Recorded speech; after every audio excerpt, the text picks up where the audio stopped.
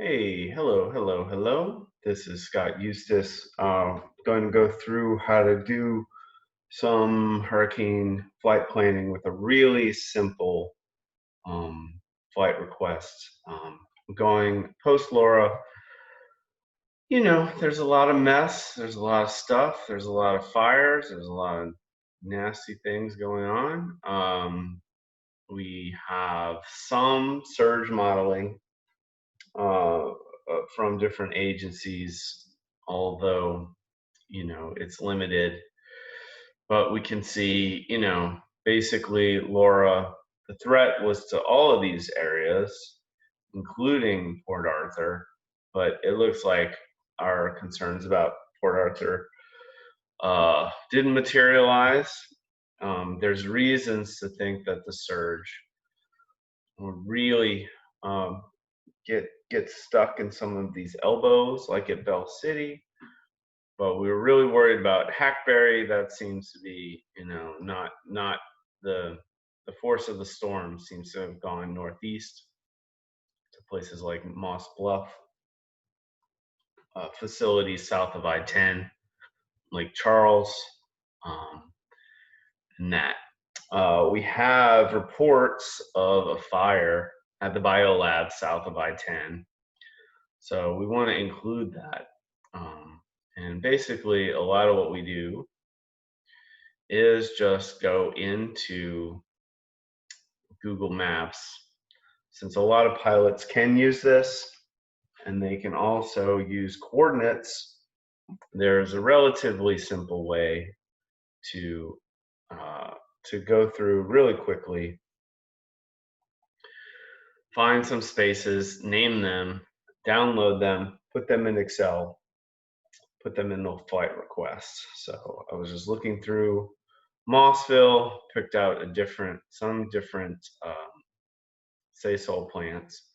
Think about where we saw a coal spill in Harvey in Westlake from the coal plant, Phillips 66. Just if the pilot is flying over, they know that that's what that is. We have the Axial, which is now the CB&I site, which could have seen some surge since it's in this elbow up against 10 and 210, the loop. Just a note to check out Westlake Chemical, and then the fire is here in the Bend Bayou Contraband at a mostly disused site. Like there's some rocket propellant stored nearby and things. So a lot of these are on Google Maps, so it's a matter of like going to BioLab and hitting add to your map. Other things like scenic Calcasieu River are not going to be there, so went ahead and just used the add marker to create this Pine Bluff area waypoint, because concerned that this is where a lot of surge built up. So looking for down trees in this area. Go further up scenic Calcasieu River into that red on the surge map, looking, see how the camps are doing. Similarly, we've got some outfalls from the chemical plant. This is one that is blue from W.R. Grace. It goes into the Calcasieu River when it rains really hard. And then we have other LNG proposed areas like Trunk Line. But since we're not getting all into the LNG, since we already requested a flight for that. The pilot may be coming from New Iberia, so just in case, we've got where the whooping crane pens are at White Lake, just in case that is relatively on the flight path. If it's not, it's not. So once we've done that, either using Google's locations or making it with the add marker, we can export to KML. You can export just petro facilities, scenic Calcasieu River and Moss Bluff, or whooping cranes at White Lake, or, really we do the whole thing and download it as a KML.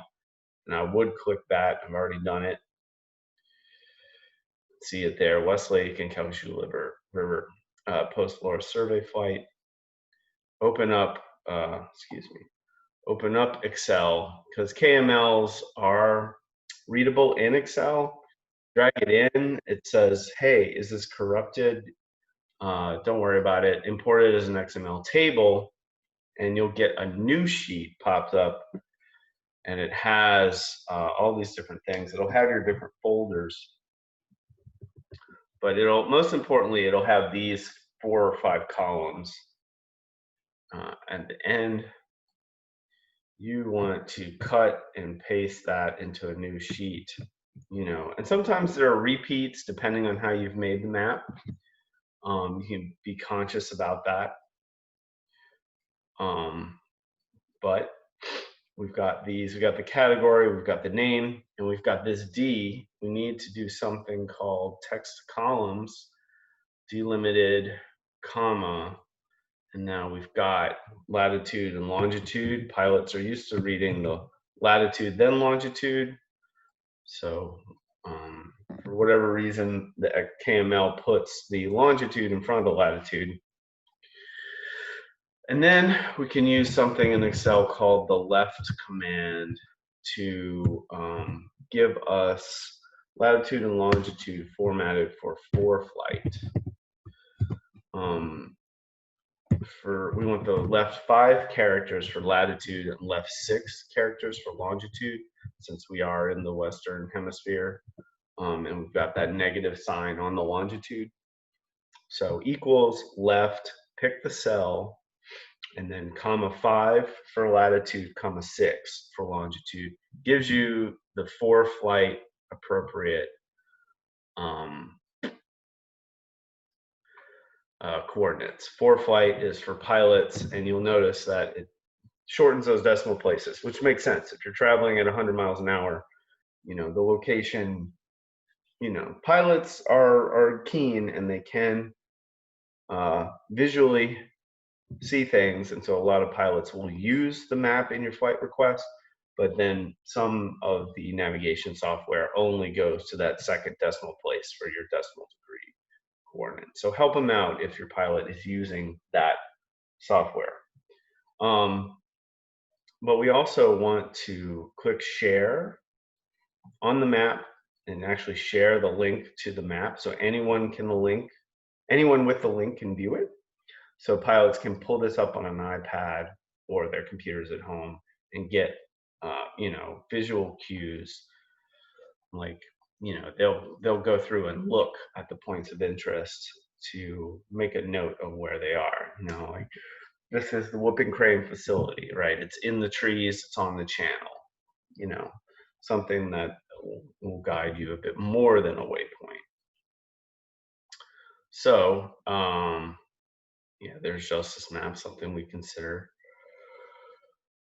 when making the flight request.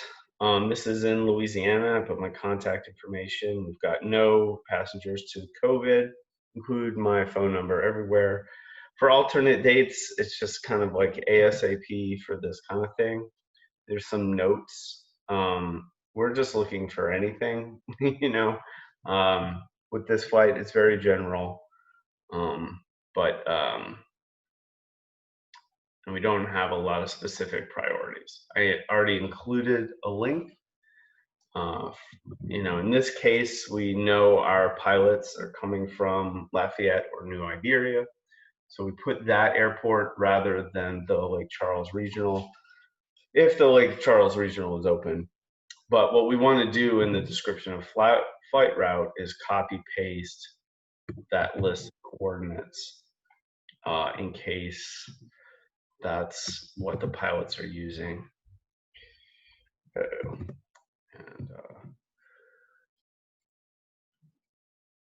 let's see, please work.